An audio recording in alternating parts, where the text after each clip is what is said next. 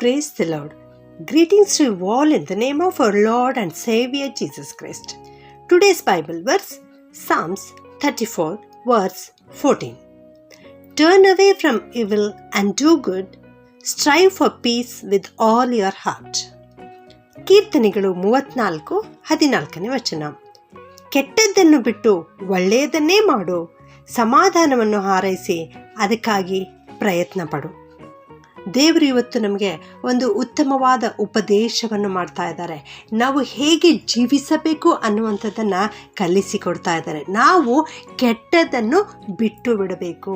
ಯಾವ ಕೆಟ್ಟ ಆಲೋಚನೆಯೂ ಕೂಡ ನಾವು ಮಾಡಬಾರದು. ಅದನ್ನು ಬಿಟ್ಟು ಒಳ್ಳೆಯದನ್ನೇ ನಾವು ಯಾವಾಗಲೂ ಮಾಡುವಂಥವರಾಗಿರಬೇಕು ಎನ್ನುವಂಥ ಮಾತನ್ನು ದೇವರು ಇವತ್ತು ನಮಗೆ ತಿಳಿಸಿಕೊಡ್ತಾ ಇದ್ದಾರೆ ಪ್ರಿಯರೇ. ಅಷ್ಟೇ ಅಲ್ಲದೆ ಸಮಾಧಾನವನ್ನು ಹಾರೈಸಿ ಅದಕ್ಕಾಗಿ ಪ್ರಯತ್ನ ಪಡು. ಅಂದರೆ ನೀನು ಕೂಡ ಸಮಾಧಾನವಾಗಿರು, ಮತ್ತು ನಿನ್ನ ಸುತ್ತಮುತ್ತಲಿನ ಜನರು ಕೂಡ ಸಮಾಧಾನದಿಂದ ಇರಲಿಕ್ಕೆ ನೀನು ಪ್ರಯತ್ನ ಪಡಬೇಕು.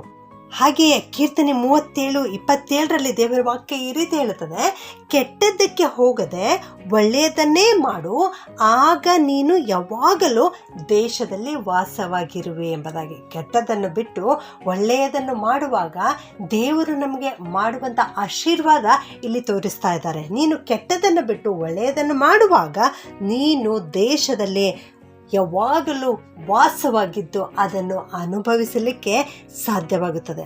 ಅನೇಕರಿಗೆ ಕೈಯಲ್ಲಿ ಹಣವಿರುತ್ತದೆ, ಆದರೆ ಆರೋಗ್ಯವಿರುವುದಿಲ್ಲ. ಅನೇಕರು ಮನೆಯನ್ನು ಕಟ್ಟಿಕೊಳ್ಳುತ್ತಾರೆ, ಆದರೆ ಅದರಲ್ಲಿ ವಾಸಿಸಲಿಕ್ಕೆ ಆಗುವುದಿಲ್ಲ. ಆದರೆ ಇಲ್ಲಿ ದೇವರ ವಾಕ್ಯ ಈ ರೀತಿ ಹೇಳ್ತಾ ಇದೆ, ಕೆಟ್ಟದ್ದಕ್ಕೆ ಹೋಗದೆ ಒಳ್ಳೆಯದನ್ನು ಮಾಡುವಾಗ ನೀನು ದೇಶದಲ್ಲಿ ವಾಸವಾಗಿರುವೆ ಎಂಬುದಾಗಿ. ಆದುದರಿಂದ ನಾವು ಎಚ್ಚೆತ್ತುಕೊಳ್ಳೋಣ. ಯಾವ ಕೆಟ್ಟತನಕ್ಕೂ ನಾವು ಸ್ಥಳ ಕೊಡದೆ ಒಳ್ಳೆಯದನ್ನೇ ಹಾರೈಸಿ, ಸಮಾಧಾನವನ್ನೇ ಹಾರೈಸಿ ಅದಕ್ಕಾಗಿ ಪ್ರಯತ್ನ ಪಡೋಣ. ಯೆಶಾಯ 1:16 ಕೂಡ ದೇವರ ವಾಕ್ಯ ಈ ರೀತಿ ಹೇಳುತ್ತದೆ, ದುರಾಚಾರವನ್ನು ಬಿಡಿರಿ, ಸದಾಚಾರವನ್ನು ಅಭ್ಯಾಸ ಮಾಡಿರಿ ಎಂಬುದಾಗಿ. ಅಂದರೆ ದುರಾಚಾರ ಅಂದರೆ ಅದೇ ಕೆಟ್ಟ ಆಚಾರ, ಕೆಟ್ಟ ವಿಚಾರಗಳನ್ನು ಬಿಟ್ಟು ಬಿಡಿರಿ, ಮತ್ತು ಸದಾಚಾರ ಅಂದರೆ ಒಳ್ಳೆಯ ಆಚಾರಗಳನ್ನು ಅಭ್ಯಾಸ ಮಾಡಿಕೊಳ್ಳಿರಿ ಎಂಬುದಾಗಿ ದೇವರ ವಾಕ್ಯ ನಮಗೆ ತಿಳಿಸ್ತಾ ಇದೆ ಪ್ರಿಯರೇ. ಯೆರೆಮೀಯ 29:7 ದೇವರ ವಾಕ್ಯ ಈ ರೀತಿ ಹೇಳುತ್ತದೆ, ನಾನು ಯಾವ ಪಟ್ಟಣಕ್ಕೆ ನಿಮ್ಮನ್ನು ಸಾಗಿಸಿದೆನೋ ಅದರ ಕ್ಷೇಮವನ್ನು ಹಾರೈಸಿ ಅದಕ್ಕಾಗಿ ಯೆಹೋವನನ್ನು ಪ್ರಾರ್ಥಿಸಿರಿ ಎಂಬುದಾಗಿ. ಅಂದರೆ ನೀನಿರುವ ಸ್ಥಳದಲ್ಲಿ, ಯಾವ ಪಟ್ಟಣದಲ್ಲಿ ನೀನಿರುತ್ತೀಯೋ, ಯಾವ ಸಮಾಜದಲ್ಲಿ ನೀನಿರುತ್ತೀಯೋ, ಯಾವ ಕುಟುಂಬದಲ್ಲಿ ನೀನಿರುತ್ತೀಯೋ, ಆ ಪಟ್ಟಣಕ್ಕಾಗಿ, ಆ ಸಮಾಜಕ್ಕಾಗಿ, ಆ ಕುಟುಂಬಕ್ಕಾಗಿ ನೀನು ಪ್ರಾರ್ಥನೆ ಮಾಡು ಎಂಬುದಾಗಿ ಇಲ್ಲಿ ದೇವರ ವಾಕ್ಯ ನಮಗೆ ಎಚ್ಚರಿಕೆಯ ಮಾತನ್ನು ತಿಳಿಸಿಕೊಡ್ತಾ ಇದೆ ಪ್ರಿಯರೇ. ನಾವು ಎಚ್ಚರಿಕೆಯಿಂದ ಪ್ರಾರ್ಥನೆ ಮಾಡುವಾಗ ಅದರ ಕ್ಷೇಮವೇ ನಿಮ್ಮ ಕ್ಷೇಮ ಎಂಬುದಾಗಿ ದೇವರ ವಾಕ್ಯ ಹೇಳ್ತದೆ. ಅಂದರೆ ನೀನಿರುವ ಸ್ಥಳದಲ್ಲಿ, ನೀನಿರುವ ಪಟ್ಟಣದಲ್ಲಿ ಎಲ್ಲ ಜನರು ಕ್ಷೇಮವಾಗಿ, ಎಲ್ಲ ಜನರು ಸಮಾಧಾನದಿಂದ ಇರುವುದಾದರೆ ನೀನು ಕೂಡ ಸಮಾಧಾನದಿಂದಿದ್ದು ಆ ದೇಶವನ್ನು ಅನುಭವಿಸಲಿಕ್ಕೆ ಸಾಧ್ಯವಾಗುತ್ತದೆ. ಒಂದು ಪಟ್ಟಣ ಆಗಲಿ, ಒಂದು ದೇಶ ಆಗಲಿ ನಾಶವಾಗಬೇಕಾದ್ರೆ ಅಲ್ಲಿರುವ ಜನರೇ ಮುಖ್ಯ.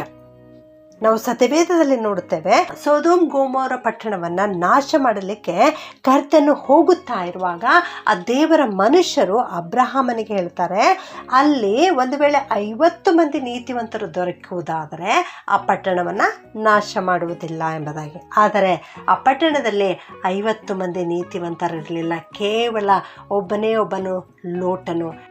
ಅದಕ್ಕಾಗಿ ಆ ಮನುಷ್ಯರು ಲೋಟನನ್ನು ತಂದು ಊರಾಚೆಗೆ ಬಿಟ್ಟ ಮೇಲೆ ಆ ಪಟ್ಟಣವನ್ನು ಸುಟ್ಟು ನಾಶ ಮಾಡಿಬಿಟ್ಟರು ಪ್ರಿಯರೇ.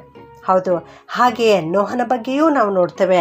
ನೋಹನ ಕಾಲದಲ್ಲಿ ಇಡೀ ಪ್ರಪಂಚದಲ್ಲಿಯೂ ಕೂಡ ಒಂದು 10 ಜನ ನೀತಿವಂತರು ಕೂಡ ಇರಲಿಲ್ಲ, ಕೇವಲ ನೋಹನು ಮಾತ್ರ ನೀತಿವಂತನಾಗಿದ್ದನು. ಆದುದರಿಂದ ದೇವರು ಅವನ ನಿಮಿತ್ತವಾಗಿ ಅವನನ್ನು, ಅವನ ಕುಟುಂಬವನ್ನು ನಾವೆಯೊಳಗೆ ಇಟ್ಟು ಭದ್ರವಾಗಿ ಬಾಗಿಲನ್ನು ಮುಚ್ಚಿದರು. ಇಡೀ ಪ್ರಪಂಚ ನಾಶವಾಯಿತು, ಆದರೆ ಆ ನೀತಿವಂತನಾದ ಮನುಷ್ಯನು ಮತ್ತು ಅವನ ಕುಟುಂಬವನ್ನು ದೇವರು ರಕ್ಷಿಸಿದರು ಪ್ರಿಯರೇ. ಹೌದು, ನಾವು ನೀತಿವಂತರಾಗಿ, ಒಳ್ಳೆಯವರಾಗಿ, ಕೆಟ್ಟದನ್ನು ಬಿಟ್ಟು ಯಾವಾಗಲೂ ಒಳ್ಳೆಯದನ್ನೇ ಮಾಡುತ್ತಾ, ಸಮಾಧಾನವನ್ನು ಹಾರೈಸುತ್ತಾ, ನಾವಿರುವ ಪಟ್ಟಣಕ್ಕಾಗಿ ನಾವು ಪ್ರಾರ್ಥನೆ ಮಾಡುತ್ತಾ ಇರುವಾಗ ದೇವರು ನಮ್ಮನ್ನು ಮಾತ್ರವಲ್ಲದೆ ನಮ್ಮ ಕುಟುಂಬವನ್ನು, ನಮ್ಮ ಸಮಾಜವನ್ನು, ನಮ್ಮ ಪಟ್ಟಣವನ್ನು ಕೂಡ ಆಶೀರ್ವಾದ ಮಾಡುತ್ತಾರೆ. ಪ್ರಾರ್ಥನೆ ಮಾಡಿಕೊಳ್ಳೋಣ.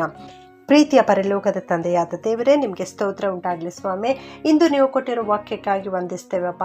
ಕೆಟ್ಟದನ್ನು ಬಿಟ್ಟು ಒಳ್ಳೆಯದನ್ನೇ ಮಾಡು ಎನ್ನುವಂಥ ಮಾತನ್ನು ಕಲಿಸಿಕೊಟ್ಟದಕ್ಕಾಗಿ ಸ್ತೋತ್ರ ಸಲ್ಲಿಸ್ತೇವೆ ಸ್ವಾಮಿ. ಅಪ್ಪ, ನಾವು ಪಾಪಿಗಳಾಗಿ ಕೆಟ್ಟದನ್ನು ಒಂದು ವೇಳೆ ಮಾಡುತ್ತಾ ಇರುವುದಾದರೆ ದೇವ, ನಮ್ಮನ್ನು ಪರೀಕ್ಷಿಸಿ ಪರಿಶೋಧಿಸಿ ಸನಾತನ ಮಾರ್ಗದಲ್ಲಿ ನಡೆಸು ಸ್ವಾಮಿ. ನಾವು ಒಳ್ಳೆಯವರಾಗಿ ಜೀವಿಸಲಿಕ್ಕೆ ಸಹಾಯ ಮಾಡು. ಯಾವಾಗಲೂ ಸಮಾಧಾನಕ್ಕಾಗಿ ಹಾರೈಸಲಿಕ್ಕಾಗುವಂತೆ ಸಹಾಯ ಮಾಡು. ನಾವಿರುವ ಪಟ್ಟಣಕ್ಕಾಗಿ, ನಾವಿರುವ ಕುಟುಂಬಕ್ಕಾಗಿ ನಾವು ಪ್ರಾರ್ಥನೆ ಮಾಡುತ್ತೇವೆ ಸ್ವಾಮಿ. ಇಂದು ನಮ್ಮ ಕೂಗನ್ನು ಕೇಳು ಕರ್ತನೆ. ಎಲ್ಲ ಕಡೆ ಶಾಂತಿ ಸಮಾಧಾನ ನೆಲೆಸಲಿಕ್ಕಾಗುವಂತೆ ಕೃಪೆ ಮಾಡು ಸ್ವಾಮಿ. ನಿನ್ನ ಶಾಂತಿ, ನಿನ್ನ ಆಶೀರ್ವಾದ ಎಲ್ಲರ ಮೇಲೆ ಇಳಿದು ಬರಲಿ ಎಂಬುದಾಗಿ ಪ್ರಾರ್ಥಿಸುತ್ತಾ ಯೇಸುವಿನ ನಾಮದಲ್ಲಿ ಬೇಡುತ್ತೇನೆ ತಂದೆಯೇ, ಆಮೆನ್.